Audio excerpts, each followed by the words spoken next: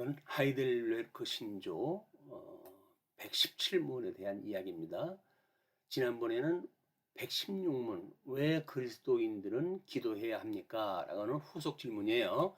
어떠한 기도가 하나님을 기쁘시게 하며 어떠한 기도에 하나님께서 응답하십니까? 자, 우리 본문 요한복음 4장 22절을 보시죠.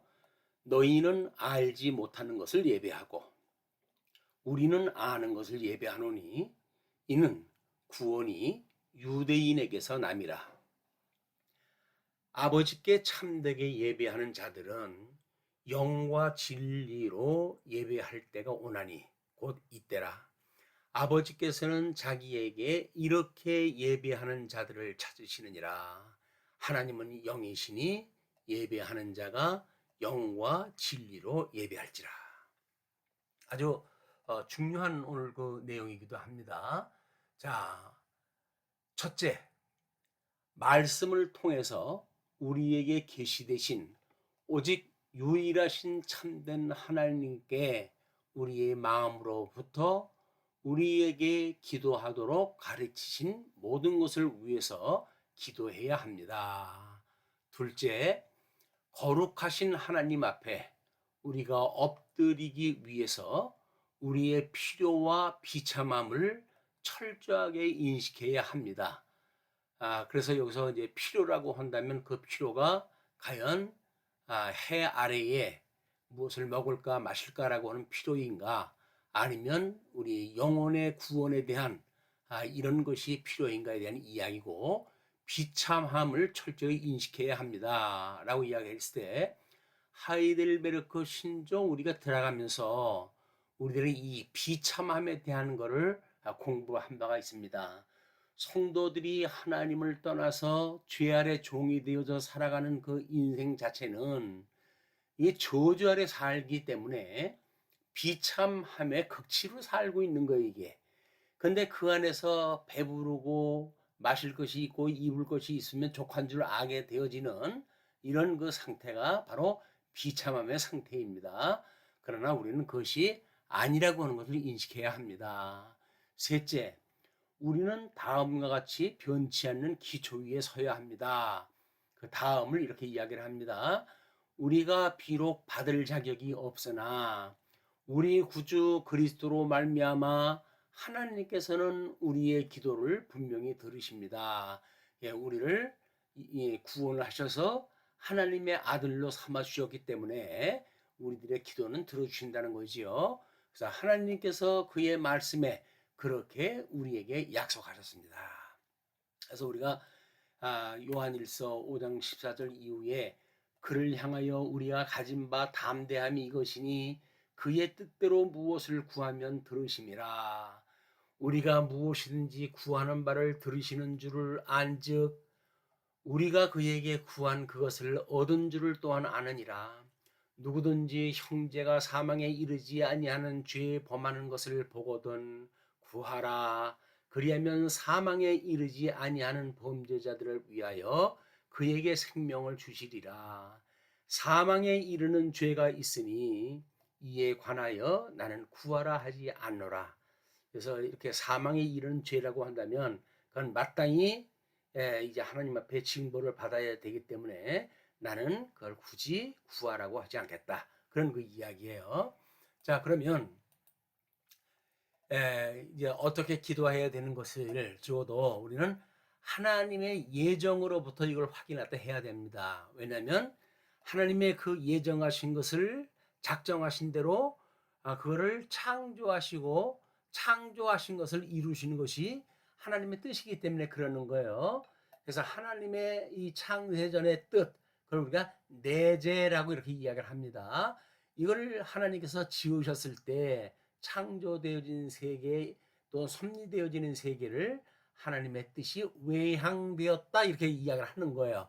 그렇기 때문에 이 예정이라고 하는 그 이야기는 택자와 불택자를 선택과 유기라는 방법으로 이미 하나님께서 사랑하는 자와 미워하는 자를 세상을 짓기 전서부터 정해 놓으셨고, 예수 그리스도 안에서 이거를 이루어 가시기 때문에 택자와 불택자로 갈려지는 것이 창조되어진 하나님 나라에서 이미 하나님께서 만드신 거예요. 천상세계에서 이렇게 섭리했다 하신 거예요. 빛과 어둠을 나누시고 거기에 아담에게 복과 저주를 주신 걸로 이것이 이루어지고 있다. 이렇게 했을 때 그 예정의 주체는 삼일체 하나님이에요. 그래서 성부 하나님께서 이렇게 예정을 하셨고 또 성자 하나님께서는 이렇게 하나님의 법을 어긴 백성들이 죄 가운데 죽어져 있기 때문에 이를 구속을 하시고 성령 하나님께서는 인치시는 이런 그 삼일체 하나님께서 예정을 주체하셨다. 그러니까 창세전에 이미 성부 하나님과 성자 하나님은 이 구속하실 것을 언약을 하셨어요. 그것이 창조되어진 세계 속에서는 양대 언약으로 근본 언약으로 아담에게 주신 겁니다. 그것이 창세기 1장 28절의 내용이에요. 이거를 예수님이 오셔가지고 이루셨고 그리고 성령께서 인치심으로 우리는 이렇게 예정의 대상이었던 중보자 예수님이 이 땅에 이 예정의 대상이었기 때문에 이 땅에 오실 수밖에 없었어요. 그리고 모든 이성적 존재, 그러니까 천사들도 포함되어지는 이런 그 존재를 이야기하는 겁니다. 여기서 우리 성도가 포함되어진다는 거죠. 대상이 매우 중요한 이런 그 근본적인 원리 가운데 이런 그 예정의 결과가 어떻게 만들어졌을까?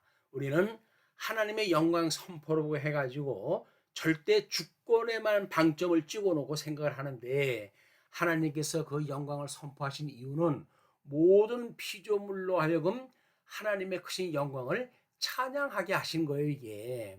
그렇기 때문에 예정의 결과를 보게 되면 선택자는 기쁨과 즐거움으로 찬양하게 되어지고 유기자는 두려움과 고통 중에 찬양하게 되어지는 겁니다.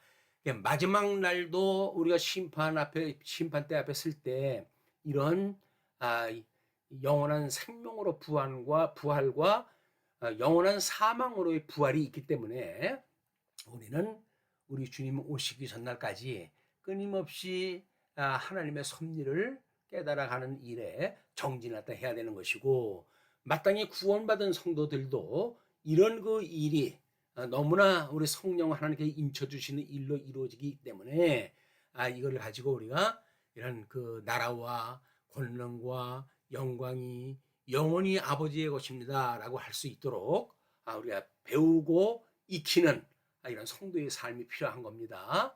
자, 그러면 이렇게 끝을 맺죠.